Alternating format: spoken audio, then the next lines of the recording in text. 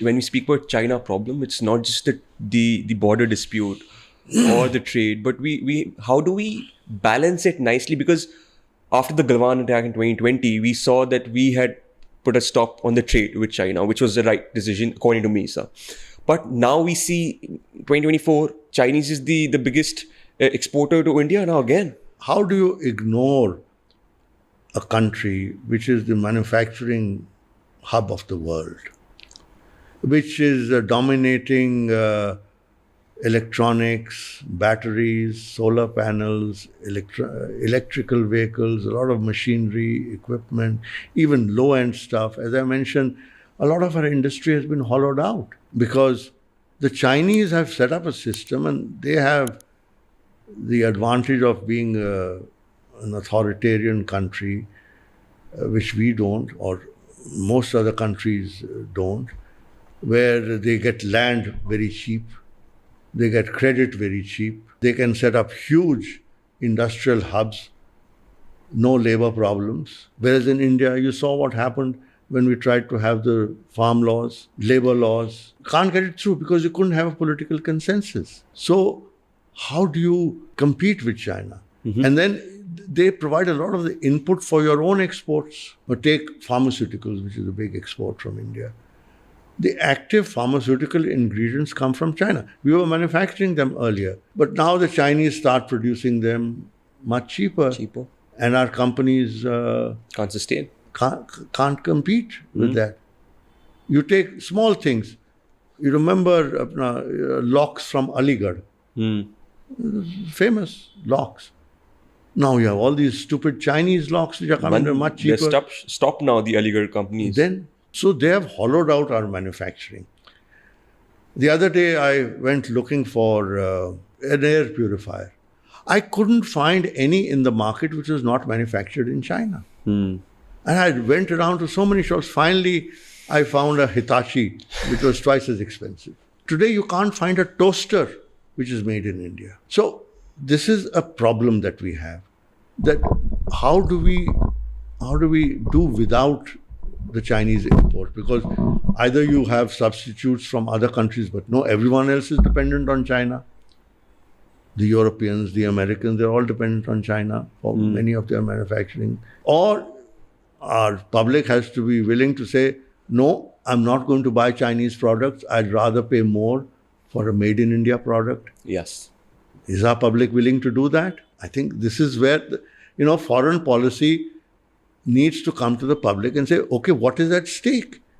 You cannot say that I'm going to buy the cheapest phone, but then I don't like China. Why is there such a trade deficit? Because you and I are contributing to it. Mm-hmm. So this thing looks good on paper about how high the manufacturing is and their supply through the rest of the world. But while I was speaking to a Chinese expert in India, Professor Shrikant Kondapalli, realizing that there is so much internal problem inside China because of this situation that they've created for their citizens in terms of the kind of lifestyle that they created. There's internal, it looks good on paper, but again, the nation goes through a lot of adversities. Yeah, no, I think that Professor Kondapalli is right. I think that China has huge internal problems. I think it is in India's interest to try and see how we can exploit those. They are exploiting our weaknesses. So if they have weaknesses, and I liken China to a pressure cooker. In every home, Indian home certainly, there's a pressure cooker. And the housewife knows that if the pressure cooker is letting off steam, there's a whistle every few minutes, things are okay. It's when the whistle stops blowing that you have a problem. Now in India, there's whistles blowing all the time. There's something or the other which is happening. If it's not one thing, it's another thing. So you got little eruptions all over. But this is, for India, a safety mechanism. Some pressure is being released all the time. There are no whistles blowing in China.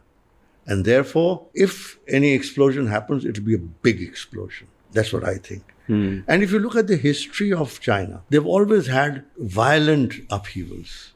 19th century, 20th century, violent upheavals.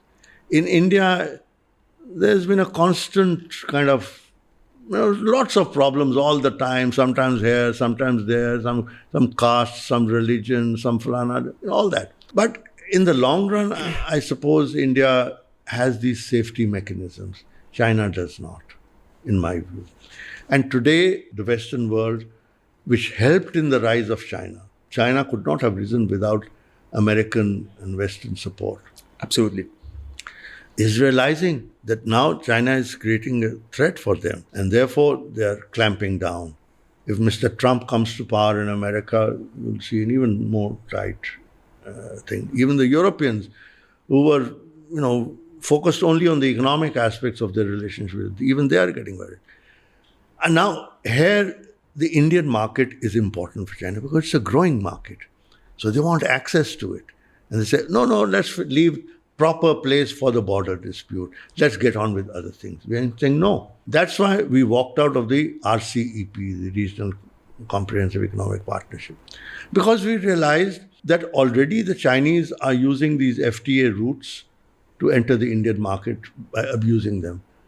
And we don't want to give them more access to the Indian market. And if their access to European and American markets is now being restricted by the policies of those countries, then we don't want to give them our market. Yeah. Necessarily. But we also have some necessities. We have to buy some things. We need some things. So how do we find the right balance? That is the conundrum. Diary of a Publisher. Here we don't just talk, we explore, question, and push beyond the ordinary. And if you're ready to see things from a fresh perspective, you're at the right place. Make sure to subscribe. We're just scratching the surface, and the next conversation might just change how you see the world.